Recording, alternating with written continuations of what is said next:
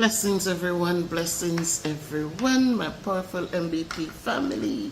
Thank you so much for watching the videos, watching the ads, and liking and commenting to the videos. Thank you and welcome to the new subscribers. I see the comments. I see you guys, and thank you so much for making Miss Bev's Productions one of the channels you choose to watch. Happy Sunday, everybody. Today I am here with another video, and it's really coming through the eyes of a returning resident. As a child growing up in the hills of St. Elizabeth, we had a lot of fruit trees. We didn't have the fruits that I'm talking about now. We didn't have one of those trees. But I do remember well. I do remember there were times when the orange trees were so laden with oranges, and you find sometimes birds would just come and flock the trees and punch the holes in the oranges, and once they do that, some of the oranges would stay there until they just fall off the tree. So you walk down through where the orange trees were. We had orange trees all around the yard, and you would just see oranges just falling down, their flies enjoying them, and so that was that. Our neighbors had their share of orange trees and fruit trees, and they would still come and get a basket of oranges or so. The grandchildren on the outside, Granny would tell them, they need to come get some guinea, come get some orange, come get, and even herself, when she would go visit, would carry for them. Even though they had, my aunt and his husband, he was a big time farmer, so he did the ingrafts, and they had their Artenique oranges, and they had their share of stuff. But Granny would make sure everybody would get some. But still, there was a lot under the trees, and it was just I left Jamaica when I was young, and so experiences that I garnered there, when I came home, I could see how it could kind of help with the waste here in Jamaica. So I left, came back, and I saw how we used to have, I taught 6th grade math, but I saw how teachers in the lower grades, they would have the trips to the apple orchards, and the kids would go with their little bags, and they would come back with apples and stuff like that. So the farmers would open up their gates, and they would charge a little fee, and the kids would get to go spend that day climbing up on getting rides in the carts, the tractors that transport the apples to where they would sell them, where they would house the apples. And so today I want to talk about how Jamaicans can turn falling fruits into rising opportunities. That is just through my lens, guys. After you watch the video, you can tell me in the comments what you think, if it makes sense, how it could make sense. So let's get into the video. So what triggered this idea was that on Friday night I was watching a video that Colas did with Climber, and even with Miss Little, because when they got to her house, they did share. She did come out with her container and collect her mangoes and apples as well. So as Climber and Colas, more power to you guys. I really appreciate and respect you, Mr. Smith, for all that you have done in your community, and even the team out in Kingston feeding those who are in need. That is my passion. There's so much need in Jamaica, and for every person who takes it upon themselves to find a way to give back, to feed somebody, to build a little space for somebody, to whatever they do to support the needy ones in Jamaica, I really applaud them for that. So hats off to you. You didn't just do it by yourself. You didn't learn how to do YouTube and kept it to yourself. You have empowered so many young people, and that's what I like, how you look out for the young people. When the cameras are closed, I don't know what goes on, but while the cameras are rolling, I must say I respect and appreciate you for all that you do and how you do the things you do. So this video is stemming from watching you and Climber. Poor Climber, when he needed to climb that big old mango tree and couldn't manage it. It was so interesting. People, you need to go watch that video. It was just interesting how I walked down into the bushes and got that big stick, put it up in the tree, climbed the stick to get into the mango tree. I would have turned back. I wouldn't even, I would have, the only thing I think of is a ladder to go in there. But, I mean, so genius. So, every season all across Jamaica, we have the blessings that fall to the ground. So much blessings.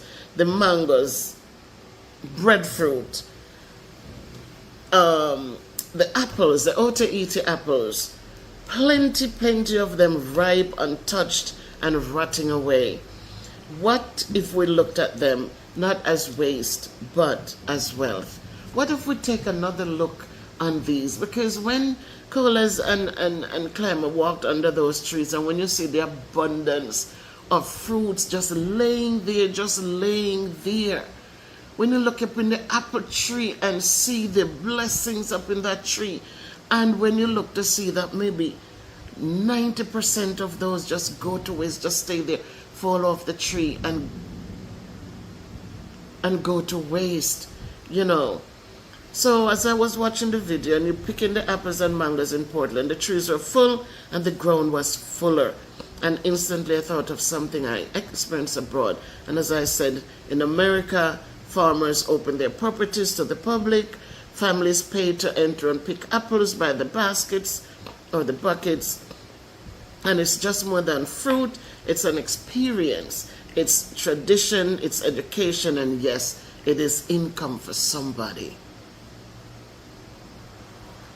So, me as a returning resident, I begin to see things differently. Where others saw fallen fruit, I now look at it as an opportunity. So abroad, we paid a fee, or the kids would pay a fee to go and pick, and here we passed by the same blessings on the ground. And that made me think, what if we brought that same concept here to Jamaica? What if we brought the same concept of having the property owners with these fruit trees invite others, whether it's a vendor, whether it's school groups, whether it's church youth people, to come and pick.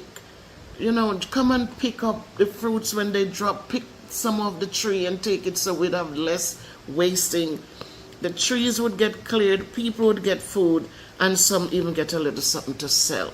Because I'm sure some of those people, if they come and get a bucket or so, if they're limited to a bucket or a bag, I know that probably some of them would head to the market and sell it. So this could be a beautiful, well, Saturday is my Sabbath, so I'm not going to even say which day. But whichever day you choose, for it to just be a tradition thing when these fruits come they are ripe, they're ready, and you have fruit picking days. And let it be where people would gather, share, and earn, right? Instead of wasting fruit, we could use it. Instead of burning waste, we build the community, because just having them come say, yeah man, give me $500, go pick up as much as you want. Just don't waste them, just don't knock off the green ones. We have ackee in abundance that sits on the trees and just go to waste. They just sit up there in the trees and we eat and eat and we don't want anymore, and the rest just sits there and they just go to waste. When I'm sure there's somebody, I know somebody who had, when the trees are loaded with oranges, breadfruits, pear and stuff like that, if a person tries to pick one, the police is called. And these are not ours, it's God's blessings. And we'd rather them stay there, fall off the tree and go bad. You know, sometimes some people, you know, by the way how they behave about things, that it reach a point like when them's mind feel bad or somebody talk to them and they start say, okay, I'm gonna pick some and put out my people take it. People don't even want it then. Because if we behave badly, when people, listen, we one can't done it. Sometimes we not even eat 6. We don't even eat a dozen. We really don't want it, but we'd rather it sit there and waste than to have people who really need it. Let them go on the market to sell it. For me, the only thing I am against is if people use my resources to buy alcohol or drugs or cigarettes. I don't like that. Okay, it's not healthy. But if they have families to raise and they come in to take, to go, and to help them, more power. I don't care how much you make. I don't care. A lot of people, you sell them, I go sell it, and they're not going to give me a penny. Let them go with it.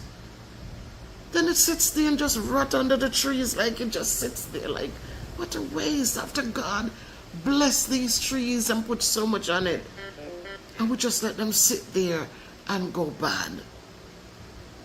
So again, we could build a community on a day we choose a day when people could come gather. We can share, you know. We could set it up simple. A small picking fee. Just give me something because you're coming on my property to take it. Or a share of the fruit. A lot of these we put apple trees that are they're sitting up in the tree, not even they don't want it. They don't want it. They pick the ones from the lower limbs and that's it. They don't even get to pick off the ones in the lower limbs because it's too much. And so the picker wins and the environment definitely wins. When I looked under the apple tree where Colas and Climber was, where the two of them were, man, you could see so many young apple trees under there because the apples just fall and then you see them just come up. So guys, let's think about the benefits. Our vendors, they could get fresh produce without climbing fences or stealing it. A lot of times people end up stealing because, you know, them not have this, them not have it, them not have the land, them not have these access to these things. I always tell people when we were building houses in St. Elizabeth with the other channel, and I'm always screaming in the chat, screaming, plant a fruit tree, plant a fruit tree, plant a fruit tree. Nobody did. When you plant a fruit tree, eventually it comes and starts bearing. And that's food for your table. You know, I say a mango tree coming, you eat 2 mango or 3, even though you're not supposed to consume so much. But if you're young and healthy and you're not worried about your blood sugar and all of that, you right there, it stops the hunger pains for you and your children. Instead of waiting for somebody to send something for you, you are begging. A fruit tree on the property and your property goes a long way. Children learn about farming and learn to appreciate the land. A lot of under these apple trees, a lot of times people have other trees around that kids may never know, especially the inner city kids, may never know what these trees are. But coming out and getting a field of, whoa, what is this? What is that? Oh, that's the guava in the juice in the box. Oh, what is this? They get excited, they want to learn. And so they can learn and appreciate the land. Families make a little side income for those who will take it to the market or even a little set up stand out to the road and a sell like a bag of fresh fruits and stuff. And the food waste will go down, you know. So I truly believe that Jamaica is overflowing with blessings. We are blessed here. The different fruits every different times of the year, you know, but sometimes we just need to open our eyes and maybe our gates to see it. Let's turn what's falling from the trees into something that lifts us all. Let us not let it sit there and waste, but let it become, you know, a blessing for others, since we don't want it. too much waste on the ground, man. When these crops come in and them too much and we don't, we just, you know, some people will say, pick what you want, you know, but we still have a lot of waste sitting there. Breadfruit are ripe, drop off a tree and all of that, you know. I bought a breadfruit on Thursday. Big old breadfruit. My God, I didn't even think it would have been ripe so quickly. By Friday morning, I get up, breadfruit ripe. Luckily, the hairdresser was coming. I don't know if I luckily, because boy, I love turn breadfruit when you roast it. So I get up in the morning, as I said, right, I wash it, and I knock it on the fire. When I put it on the fire, and that breadfruit, you could just imagine paying $800 for a breadfruit in Jamaica. Well, if I was in the country, I'd have pick breadfruit, I'd have stick a go up in a tree, or a big somebody pick 2 breadfruit off a tree. You know. But I knock it on the fire, and when I turn it, it was so hard to turn, my finger them burn because it kind of stick on the tributes them on the stove. And so I really have to rock it good enough to get it off. And then somebody had mentioned in another video where I was roasting the breadfruit naked on the stove and said, you can wrap it in foil, man, and you still get the same result. So man, me take off that something and I wrap it up in the foil paper, wrap it up and knock it on back on the fire. And breadfruit roast, when the hairdresser come for do it here, come over make sure they're not cleaning, we just do it here. And when she walked into the kitchen, she said, oh, well, you're roasting them, Miss Beth. Potato roast. I said, no, I'm not roast a potato, breadfruit to smell. And by the time she finished Kayla's hair, and then finished my hair, if you look, I see my hair is freshly done, you know, and did my hair, and she cleaned up and everything and washed her hand. And I tell her, I said, you know, leave it for you eating, because while she do Kayla hair, me knock on some turkey neck, man, on the stove, Lord, some brown stew turkey neck. And just left it there and it just take time and cook, you see, man. And when she done, before she go home, she done like about 7 o'clock. About 6 something, because I don't eat after 7. I try not to eat after 7. I was like, oh, it's gonna be, and she finished, and about 6:15, she peeled the breadfruit. And me tell her, you have some, me have some, and Kayla have some. Breadfruit gone, because sure it was like it's ripe, so it never, you couldn't slice it nicely like it never ever left. It was green because she cut it in 4, but by the time she peel it, you know, no fight. When you peel the other one, then you're able to slice it. So you eat 3 slices and that's good. But this breadfruit go ripe, and so when you peel it, it kind of not hold together, and we just getting at it with the turkey neck, and she loved the turkey neck. She said, boy, Miss Bev, turkey neck cooks so soft and nice, them just fall off of the meat, off of the bone. So it was a nice meal. I mean, I'm telling you, it was just sharing it with somebody, you know, it was a nice, beautiful, quick meal. I finished eat before 7 o'clock and drink my water. Well, I drink water after 7, you know, my daughter and taught me how this is done, the fasting. So you try to have your body rest for a longer period. You drink some water if you need it, but after I eat at 6 or 7, that's it until like 10 o'clock the next day. And so even like today, I didn't eat after 6 yesterday. We finished eating before 6.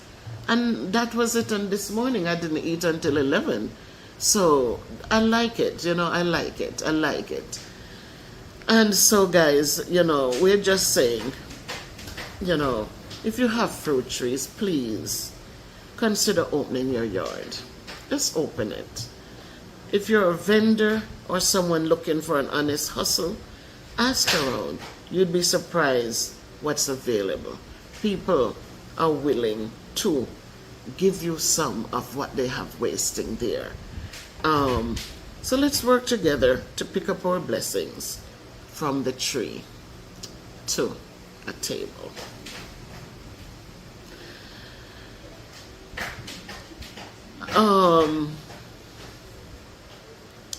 So this is part of my journey as a returning resident, seeing Jamaica with fresh eyes and deeper love. Love, comment, like, comment, and share your ideas below, and let's grow this movement together. Let's just grow it together. Instead of wasting stuff, let's see how we can make it become something that uplifts and support. All right? So until the next video, thank you for watching, and just know that Miss Bev appreciates and loves all of you for the support that you have extended to me always. Sister Ernestine I haven't seen in a while. I'm hoping all is well. And again, we know that we contributed to the scholarship fund. Don't ever for one moment think that your monies are lost somewhere.